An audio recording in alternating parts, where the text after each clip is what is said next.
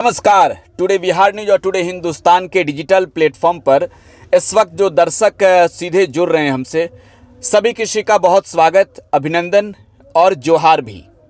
झारखंड का जो exit poll today Bihar news ने दिखाया, बिल्कुल सटीक exit poll today Bihar news का रहा और झारखंड के चुनावी नतीजे टुडे बिहार न्यूज के एग्जिट पोल के अनुसार रहे। एग्जिट पोल पर लाखों झारखंड के दर्शकों ने हम पर भरोसा जताया, विश्वास जताया, हम उनके प्रति आभार प्रकट करते हैं। लेकिन आज हम ये कह सकते हैं कि झारखंड की एक बड़ी जीत महागठबंधन के ताकत की जीत है। झारखंड की एक बड़ी जीत महागठबंधन के कार्यकर्ताओं की जीत है और झारखंड की एक बड़ी जीत आदिवासियों की जीत है। झारखंड की एक बड़ी जीत जल, जमीन और जंगल की जीत है। दोस्तों, झारखंड में महागठबंधन की सरकार बन गई है। झारखंड के नए मुख्यमंत्री के रूप में फिर से हेमंत सोरेन ही शपथ लेंगे और इस सरकार बनाने तक की प्रक्रिया में जिन नेताओं ने बड़ी भूमिका निभाई, आपको उन्हें समझना होगा। आरजेडी के लिए एक नए युग की शुरुआत झारखंड के सियासी जमी पर हो गई है, इस बात में भी दम है। मैं बिहार की अगर बात करूं तो तेजस्वी यादव की ये जीत है, लालू यादव की ये जीत है। झारखंड की बात करूं तो हेमंत सोरेन की जीत है, कल्पना सोरेन की जीत है। बिहार की बात करूं तो पप्पू यादव की जीत है, महागठबंधन की जीत। लेकिन बिहार से चिराग पासवान की पार्टी भी झारखंड में जाकर चुनाव लड़ी और चुनाव जीती। झारखंड की जीत में चिराग ने भी एक बड़ी भूमिका अदा की है और ये दिखाया है कि चिराग का कदम जिस जमी पर पड़ा वहां हार नहीं हुई कभी। खैर, मैं बात कर रहा हूं तेजस्वी यादव की, मैं बात कर रहा हूं हेमंत सोरेन की, मैं बात कर रहा हूं लालू यादव की, मैं बात कर रहा हूं पप्पू यादव की। झारखंड की सियासी जमी पर इस बार मुद्दे तो कई रहे। झारखंड की जनता के बीच भारतीय जनता पार्टी के नेताओं ने जिस तरीके की नैरेटिव बनाई, जिस तरीके की प्लान बनाई बीजेपी के नेताओं ने, खास तौर पर महागठबंधन को चुनावी अखाड़े में पछाड़ने की, जनता ने बीजेपी को ही पराजित कर दिया।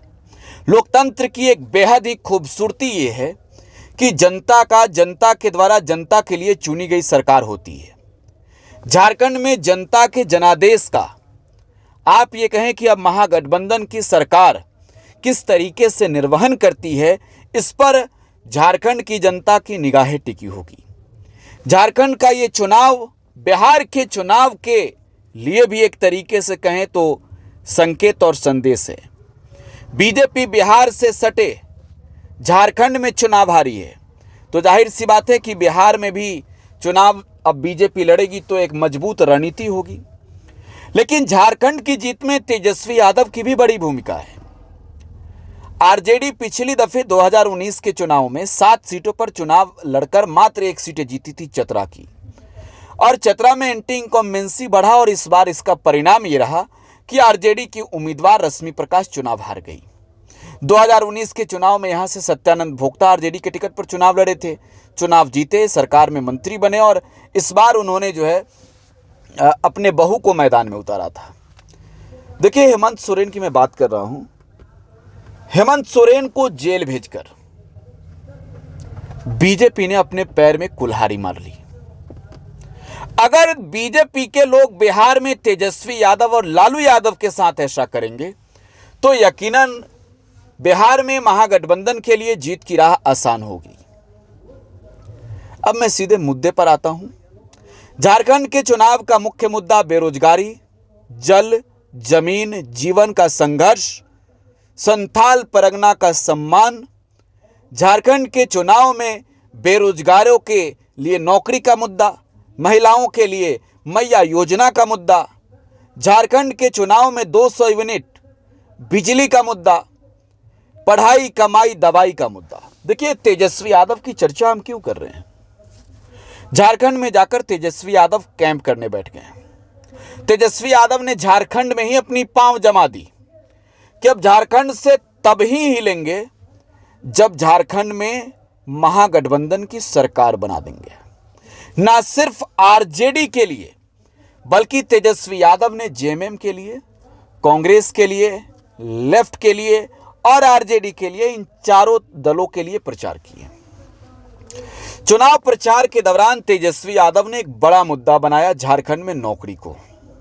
इसकी शुरुआत बिहार से 2020 के चुनाव में हुई और मैं कहूंगा कि तेजस्वी यादव को ये मुद्दे याद भी रखनी चाहिए। आने वाले वक्त में बिहार में 2025 में चुनाव होने हैं। बिहार में जो 4 सीटों पर उपचुनाव हुए, आज नतीजा ये रहा कि आरजेडी 3 सीटों पर हारी, 1 सीट पर माले हारी। मतलब ये कि बिहार में 4 में 4 क्लीन बोल्ड महागठबंधन को एनडीए ने कर दिया है। तो तेजस्वी यादव के सामने ये चुनौती होगी कि भाई जीतेंगे कैसे, हम अब बिहार का चुनाव कैसे जीतेंगे। तो देखिए, झारखंड में महागठबंधन इस वजह से चुनाव जीती है कि झारखंड में तेजस्वी यादव का पढ़ाई, कमाई, दवाई, सिंचाई, सुनवाई और कार्रवाई वाला मुद्दा जो है सुपर हिट हो गया। झारखंड में तेजस्वी यादव का जादू चल गया। अब झारखंड की सरकार जब बनेगी तो सरकार के एक अहम किरदार तेजस्वी प्रसाद यादव भी होंगे। तेजस्वी यादव की भी बड़ी भूमिका होगी। झारखंड में हेमंत सोरेन की जीत इस वक्त वहां पर मौजूद है जहां आरजेडी और कांग्रेस साथ नहीं है, तो हेमंत सोरेन कुछ नहीं है। मतलब सरकार उसी का जहां आरजेडी और कांग्रेस है। देखिए, झारखंड के बेरोजगारों की समस्या को समझनी होगी। सबसे बड़ा मुद्दा इस वक्त मुझे झारखंड के चुनाव में ये लगा कि झारखंड में जिस तरीके से हेमंत सोरेन को जेल भेजा गया, जिस तरीके से हेमंत सोरेन को जेल भेजकर चंपई सोरेन जब मुख्यमंत्री बने उन्हें तोड़कर अपने पाले में बीजेपी ने ले लिया, झारखंड की जनता में कहीं ना कहीं बीजेपी के प्रति अविश्वास दिखा कि भाजपा ये तोड़ो जोड़ो की राजनीति करती है। झारखंड में जाकर बीजेपी ने मुद्दा बनाया मंदिर मस्जिद का। झारखंड में लव जिहाद को मुद्दा बनाया भाजपा ने, और ये वजह है कि भाजपा हर मुद्दे पर हार खा गई, जनता से मार खा गई। मैं बिहार के नेता राजेश रंजन और पप्पू यादव की भूमिका का भी जिक्र यहां करना चाहूंगा जब झारखंड के चुनाव की मैं बात कर रहा हूं। पूर्णिया से जाकर पप्पू यादव झारखंड में बैठ गए और बीजेपी को हराने का जुनून देखिए कैसा। पप्पू यादव बिहार से जाकर झारखंड में जब ये कहते हैं कि असम का मुख्यमंत्री हेमंता बिस्वा शर्मा गुंडा है, तो झारखंड की जनता ये समझ गई भाई कि असम का मुख्यमंत्री गुंडा है। तेजस्वी यादव जब जाकर झारखंड में ये कहते हैं कि अरे बताओ, बांग्लादेश से सटा हुआ बॉर्डर किसका, झारखंड का या फिर असम का? जनता ने कहा भाई असम का। तो घुसपैठिए आए कहां से? जनता ये समझ गई कि बीजेपी के लोगों ने झूठ बोला। मैया योजना जो एक बड़ी योजना रही हेमंत सरकार की, वो योजना धरातल पर आज दिखी है। और झारखंड के चुनावी अखाड़े में अगर महागठबंधन की जीत का आप जिक्र करें तो झारखंड में मैया योजना की भी भूमिका का जिक्र अवश्य ही करना होगा।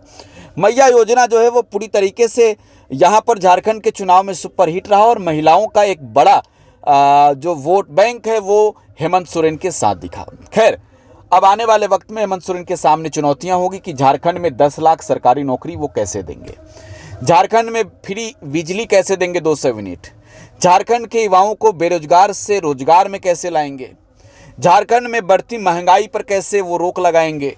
साथ ही साथ झारखंड के चुनाव अगर महागठबंधन जीती है तो जनता ने इस बार जो विश्वास जताया है उनके विश्वास पर कैसे खरा उतरेंगे। झारखंड के नए मुख्यमंत्री के तौर पर जब हेमंत सोरेन शपथ लेंगे, झारखंड की जनता अब निगाह भरे 5 सालों तक हेमंत सोरेन के वोट देखेगी।